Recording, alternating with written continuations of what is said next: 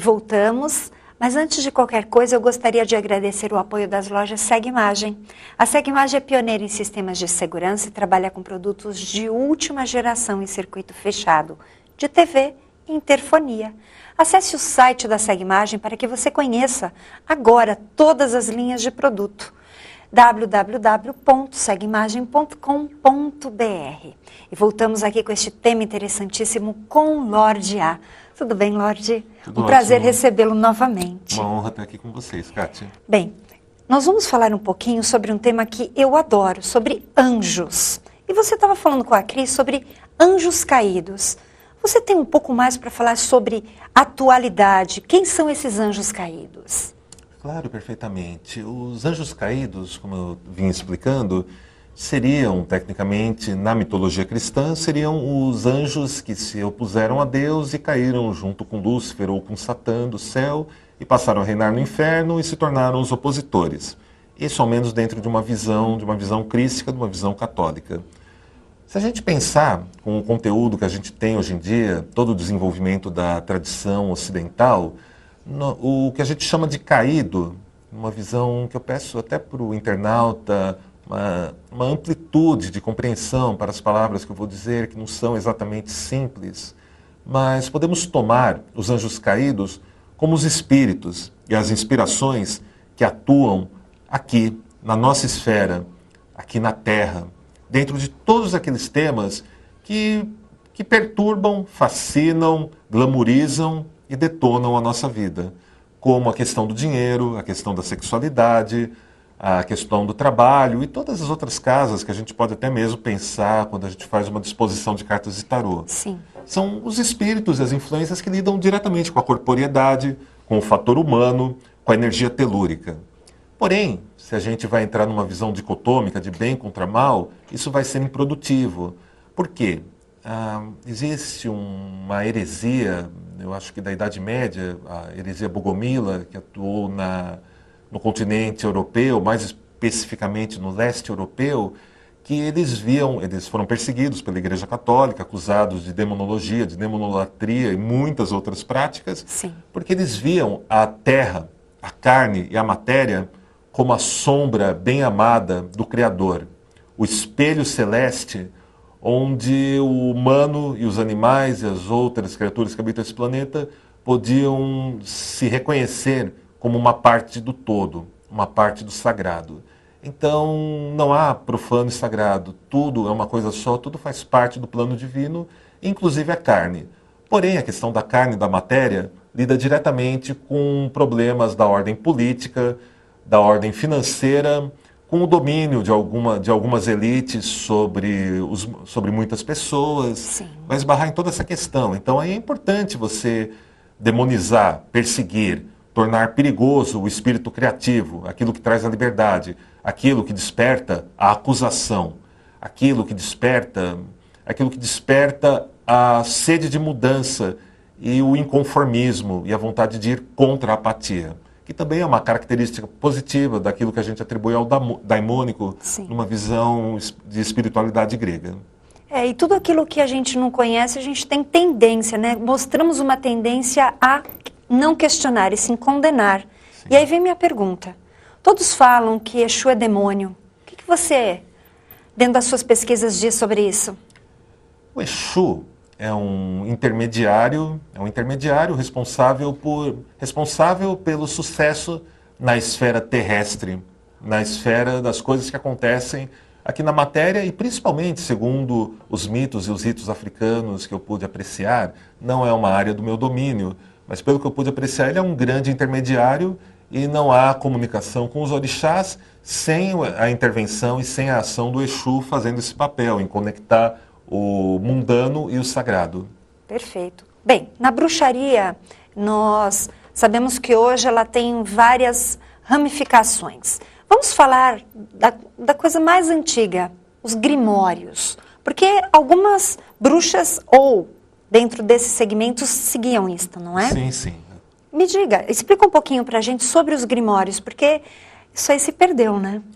Se perdeu e se achou. Com o surgimento da internet, a gente teve acesso ao Grimório de Armadel, espero ter falado certo, o Grimório Dracon Rouget, publicações originais do Malleus Maleficarum, que não era um grimório, o Grimório de um outro papa, que me escapou o nome agora também. Tivemos acesso a muita coisa, aos manuscritos Loene, ao Lemegeton, que vai levar a gente a falar da Goetia, Sim. e muitos outros temas. O Grimório, ou a tradição grimórica, basicamente é pautada na magia salomônica e surge entre a Idade Média e a Renascença, sendo muito desenvolvida na Renascença e não falavam só sobre demônios. O que vai acontecer ali é que nós temos autores, conjuntos, assim, eram muitas pessoas escrevendo sobre um determinado nome, escrevendo sobre um determinado tema e juntando um recorte de muitos costumes folclóricos que, em parte, foram releituras e reinterpretações do paganismo, e como eles estavam ali na Idade Média, no começo da Renascença, eles não podiam ir contra a Igreja Católica. Então, ao invés de falar dos antigos deuses, eles preferiram transformar esses antigos deuses e deusas simplesmente nos demônios, nos opositores, nos acusadores da nova doutrina e do novo governo que comandava a Europa, que era a Igreja Católica e os reis católicos. Sim. Bem, você falou da Goetia. Fala um pouco para a gente o que é. A Goetia é uma prática, vem do Lemegeton, que integra essa tradição grimórica. É uma arte de invocação e evocação de 72 espíritos, muitas vezes chamado de 72 demônios, para as mais variadas causas possíveis e imagináveis, da sexualidade ao aprendizado de engenharia, por exemplo. Sim. Você tem um demônio responsável por cada coisa.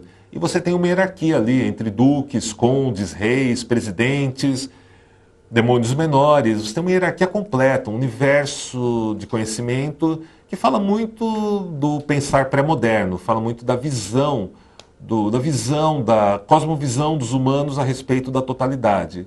Eles viam com os grimórios algumas vezes, uma forma de demonolatria, de invocar, reconhecer e assumir o controle daquelas formas, daquelas inspirações que eles traziam para si, alguns para finalidades estruturantes e outros para finalidades desestruturantes. É uma ferramenta ambígua, aqueles que são mais aptos terão melhores resultados. É uma tecnologia, assim como uma enxada, como uma arma de fogo, como uma caneta, como um computador.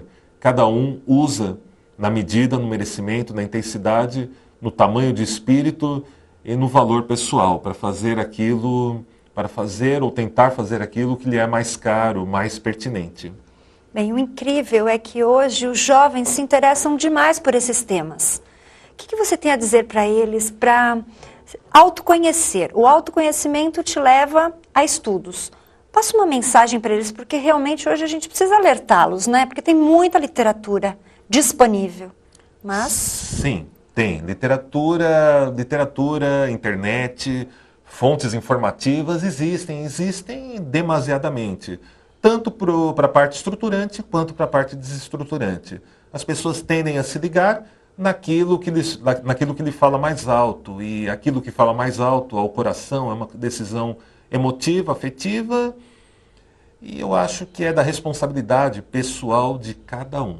Eu não gosto de pensar que o demônio me obrigou a fazer tal coisa. Quando as pessoas têm tantos problemas psicológicos, têm tantos sapos que engoliram na garganta da vida delas. Verdade. Acham que tudo, principalmente nesses últimos 20 anos, acham que tudo, a resposta é partir para a violência, partir para a ignorância. Só conseguem argumentar dizendo que é inveja, que estão só sendo alvos de inveja, ou que estão sempre sendo perseguidos por serem uma minoria de qualquer tipo. Não, eu acho que isso é uma coisa que, na cosmovisão vampírica, nós dizemos que pertence à escuridão ordinária de cada um, e não à noite, a escuridão como um longo e aveludado manto negro que recobre todos os opostos e permite que a gente transite em todos os mundos, em todas as áreas de conhecimento, em tudo aquilo que é eficaz. Claro, temos que levar em conta que o mal é sempre o cara estiloso que mora na porta ao lado. O bem e o mal depende do observador, né? E principalmente das explicações que as pessoas querem dar para aquilo que frustra. Sim. Se Deus ou os deuses são responsáveis por aquilo que vem para você exatamente do jeito que você quer, como você vai interagir, você vai pensar com um Deus ou uma deusa que de repente te frustra de alguma forma, não te dá aquela coisa? Se você é tão especial, você merecia aquela coisa e você não ganha aquela coisa. Então é uma obra de quem? O ser humano, já há muito tempo, desenvolve um hábito péssimo, né, Kátia? De é tudo culpa do outro. Perfeito. O mal está no outro. Então, quem me sabotou? O que a literatura vai me falar? O que a sabedoria popular vai me dizer quando alguma coisa der errado para mim? Ah, claro, foi um demônio. Me fizeram uma macumba, me fizeram um mal olhado. Não estou questionando o funcionamento objetivo ou não ou subjetivo de práticas religiosas dos mais variados tipos, e pode ser a maldição europeia e de qualquer tipo. Eu só citei a palavra por um termo genérico. Sim. Então, assim, todo mundo quer culpar o outro. Se a culpa não está em outro ser humano, a culpa está no espiritual. E a gente tem, a sabedoria popular culpa demônios por aquilo que dá errado. Porém, o tempo todo somos movidos por nossas ânsias, por nossas sedes, por nossas pulsões emocionais, por nossa sede de verdade, por nossa sede de sermos completos, de sermos felizes, e também pelas frustrações quando encontramos nossas próprias limitações. Então vamos lidar com nossos demônios, não é? Sim, com os demônios interiores, Claro. com a escuridão ordinária. E assim, quem sabe, olhando para dentro, como já dizia o Carl Jung, a gente não começa a encontrar a luz e se abra para um mundo muito mais rico, muito mais transformador e muito mais completo. Perfeito. Lorde Gel, eu preciso dos seus contatos. Por favor, passe para a gente seu site, o seu programa. Opa! Bom, toda quarta-feira eu tenho um programa de web radio chamado Vox Vampírica, que vai ao ar no site voxvampirica.com. É transmitido pela web radio Acidic Infection, na internet também no meta-universo do Second Life.